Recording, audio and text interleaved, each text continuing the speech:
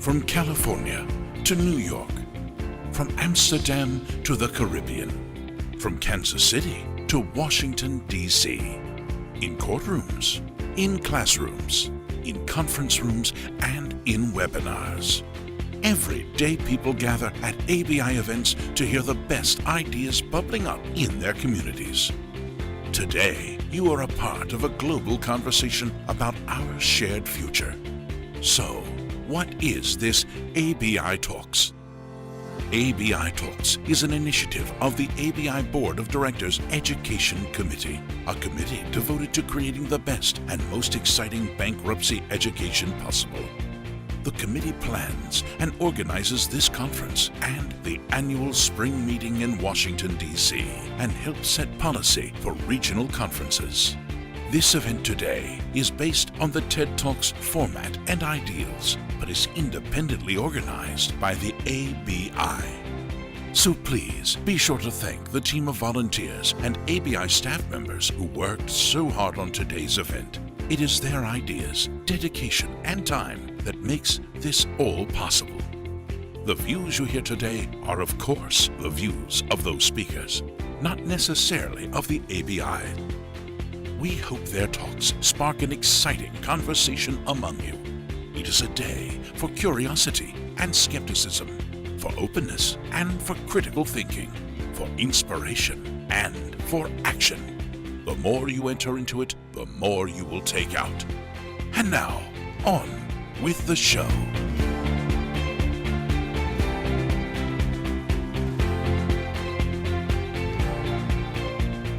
Good morning again. I have the pleasure of being your Master of Ceremonies for today's ABI Talks program. Today you will experience some of the best ideas and lessons bubbling up from the bankruptcy community, all presented by 5 of your fellow ABI members. Our program, of course, is based on TED Talks. TED is an acronym for Technology, Entertainment, and Design, and these are the fields of experience around which the first TED was conducted in 1984. Since then, the TED program has become a globally recognized format. The ABI Talks program, of course, is younger, started in Terranea a few years ago, and that format has been copied at numerous regional conferences. Our speakers were selected today because of their special expertise in areas that we thought might be of interest to you. As we have in the past, we selected 2 programs from recent regional conferences. We were so impressed, we wanted to share these presentations with a national program audience. The remaining 3 are brand new. One important note on the format: unlike many of our other formats, we would appreciate that if questions percolate during today's presentations, you hold it until after the program. Our speakers will gladly meet with you in the hallway after the presentation. And now, on to the show. Our first speaker today is a partner at Cooley, LLP in New York. This group perhaps knows her best as a leading bankruptcy attorney who has, among other accomplishments, advised over 200 unsecured creditors committees. But she will focus elsewhere today. Ladies and gentlemen, ABI Talks is proud to present Cathy Hershcopf.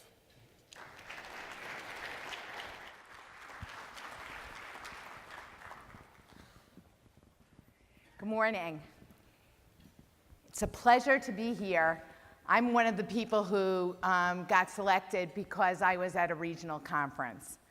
I was at Northeast this summer, and some of you may have been there. To the extent you've never prepared for a panel before with Judge Feeney, she picked the topic. It was Me Too in our profession.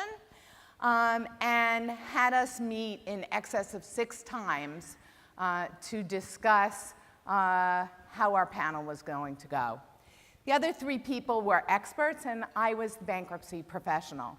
So I never thought I had really a Me Too experience. When everybody was talking about how they were going to introduce themselves, I said, and I'll say, I'm Cathy Hershcopf. I'm a bankruptcy partner at Cooley, and I've been practicing for a long time. on the panel, we wanted to talk to the audience and get them engaged in a conversation, which is a little different than this morning. This morning, I get to just talk to you. And the concept is that you get to hear my story and say, oh, well, you've worked with Cathy Hershcopf, or maybe you've heard of her or something before, but that's really her story. I didn't think I had a story. But when we were preparing for the panel, the reason why I didn't think I had a story is because I've never really been in a quid pro quo situation. I've never had someone of power say to me, if you have sex with me, you will get the following thing, okay? But I've had other experiences, and how did that come to me? Well, on our panel was Amy Cole Steele, which if you ever have to do a training at ABI or anywhere else, at your law firm, at your financial advisory firm, call Amy Cole Steele. She's a young woman, a litigator who was at Quinn Emanuel and left Quinn Emanuel in order to start the Purple Campaign, which helps women who get themselves in trouble in the workplace. So when Allie was introducing herself to the panel, she told a story of being in college and getting an internship. So you're all so excited when your child gets an internship for the summer with a congressman. Her parents tell their friends, and their friends are like, you can't let her go. That congressman's got the worst reputation for women and young girls. You can't let her go. And Allie was like, that's ridiculous. You trust me, I can take care of myself, I'm going.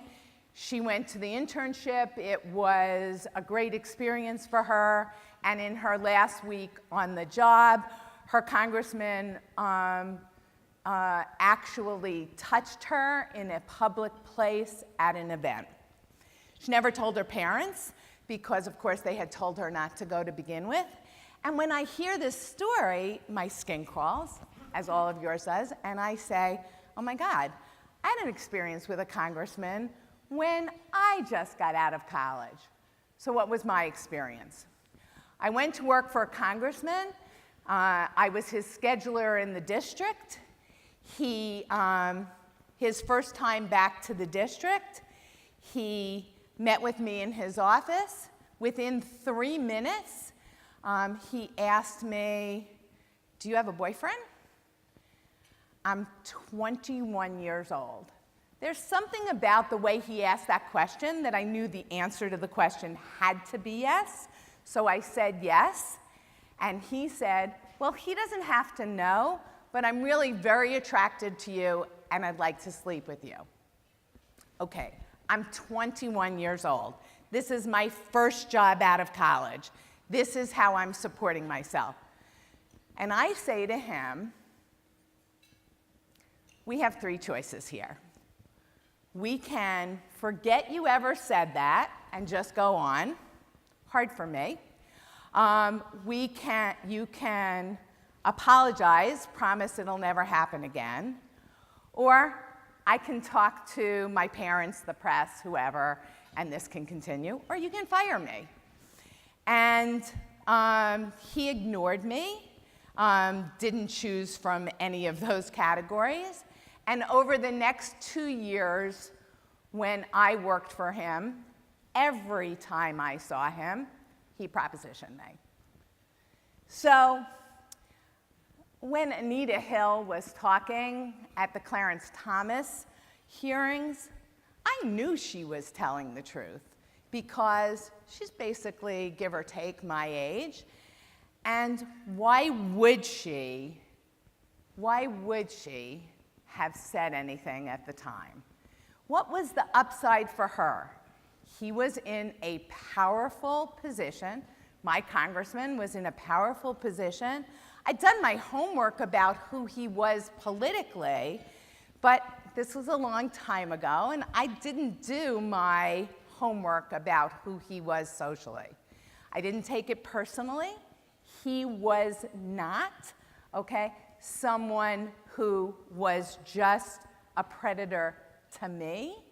He propositioned 10 to 15 women every day, almost every day. Day in and day out, his method was, if I do that, someone's likely to say yes. So it's all about power. It's all about a conversation. And part of that conversation continues, in my mind, about what's the workplace. Is this the workplace? Is sitting at the bar here tonight part of the workplace? In my mind, especially at Christmas time, especially at holiday time, where there's all kinds of extra drinking, yeah, it's the workplace. And we have to be considerate and make a safe environment for people. You know, when I put this slide in the deck, one of the associates in my group said, yeah, Cathy, I think you need to take out that slide. I don't think we should be talking about, in this day and age, men and women seeing the world differently. Well, I think, it's my TED Talk, I think they do. I think, you know, men are from Mars, women are from Venus, and we see things a little bit through a different lens. And I don't think you'll see one of the guys stand up today in a red jacket, okay? But Cooley red, ABI talks red, red jacket for me. 30 years ago, no red jacket. I see the world differently. I can see that as a senior woman, I might not go to court in a red jacket, but I surely could come and talk to you this morning in a red jacket.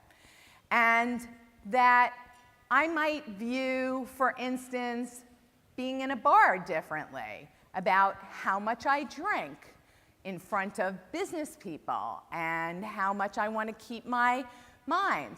When I was in college, I didn't, for instance, leave my drink unattended. Why? Well, when I was in college, there was a lot of drugs, and people put them in other people's drinks, okay? So I'd heard about that once or twice while I was in college, and I never, okay, left my drink unattended. Okay, those kind of things stick with you.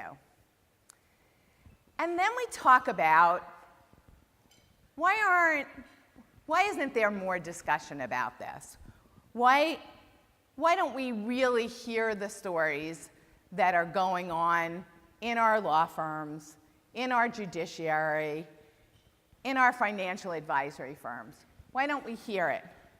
And people talk about, well, women are afraid of retaliation.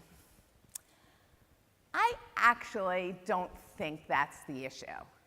I think the issue is they don't see what the upside is for them. Here I was, 21 years old, and had I gone to the ethics committee, let's say, of the Congress, what would have happened? What would have happened for me, Cathy Hershcopf? Nothing good, okay? I would have been part of an investigation. The Congress would have found out that not only was my congressman sleeping with his chief of staff in Washington, but that he had someone on the payroll in the district, okay, who was never had a job, just was on the payroll for sleeping with him. So when I met her, I said, you have the worst of the jobs, right?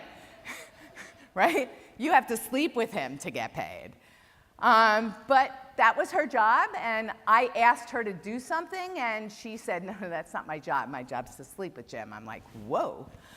Okay, but what would have happened for Cathy Hershcopf? What would my path have been different? I say to all of you that I look back on that and say, my path would not have been better. So when a woman comes to talk to me at my law firm about what she should do, I want it to be a safe environment for her. And that's what I encourage you all to talk about today, which is make it a safe environment for women who work with you. And thank you.